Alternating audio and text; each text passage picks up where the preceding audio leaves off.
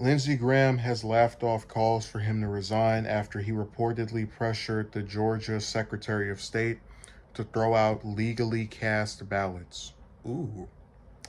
The South Carolina senator, one of Donald Trump's staunchest allies, was accused on Monday by Brad Raffensperger, I don't know how to pronounce this man's last name, the Republican in charge of Georgia voting, of calling him and asking him to reject some ballots. Ilhan Omar, Congresswoman for Minnesota, and Rashida Tlaib, representing Michigan, joined the chorus of condemnation and demanded Mr. Graham resign. Lindsey Graham attempted to commit voter fraud.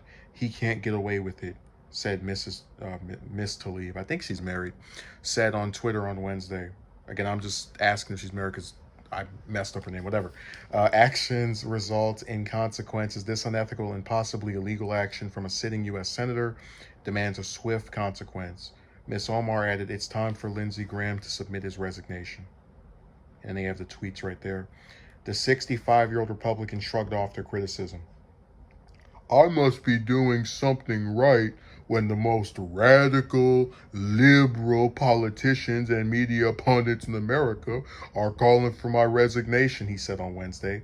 The day before, he had told Fox News' Sean Hannity, I know what I talked to the Secretary of State about, and it wasn't for him to throw out ballots. That was beyond bizarre and ridiculous. So now I'm supposed to believe that Georgia's Secretary of State is lying on another Republican? From the South, no less. Georgia election officials expect to release a report on Thursday on that already happened. So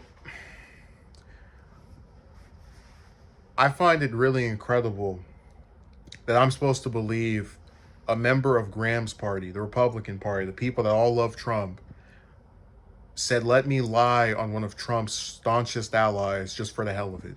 According to Graham, that's what I'm supposed to believe happened.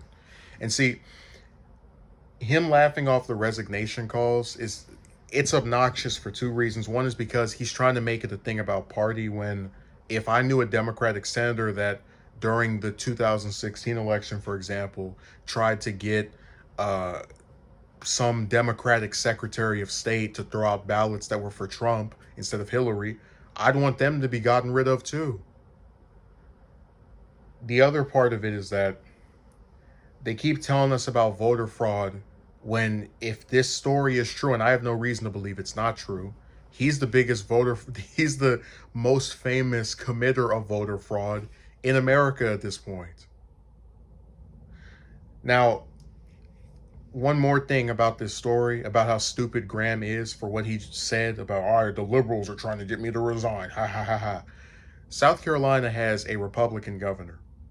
Now, when a Republican is governor, just like when a Democrat is governor, they usually pick someone to appoint to a Senate seat if it's vacant by resignation or death or some other cause that is of their party, meaning that in a hypothetical scenario, if Graham were to resign, he would be replaced, most likely, unless the current governor has some kind of surprise change of heart, by another Republican. So there's really nothing for Democrats to gain by asking for him to resign other than wanting there to be a consequence for his action.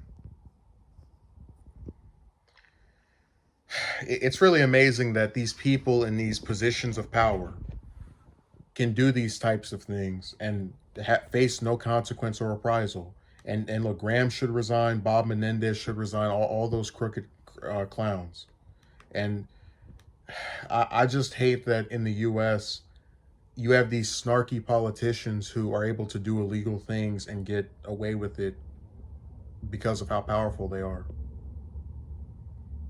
To such an extent that when one of them gets in trouble, I almost find it unbelievable. They usually have to all crowd around that person to, make themselves look like they're these moral, upstanding people. When you know what Graham tried to do this past week or the week before, that's anything but the case.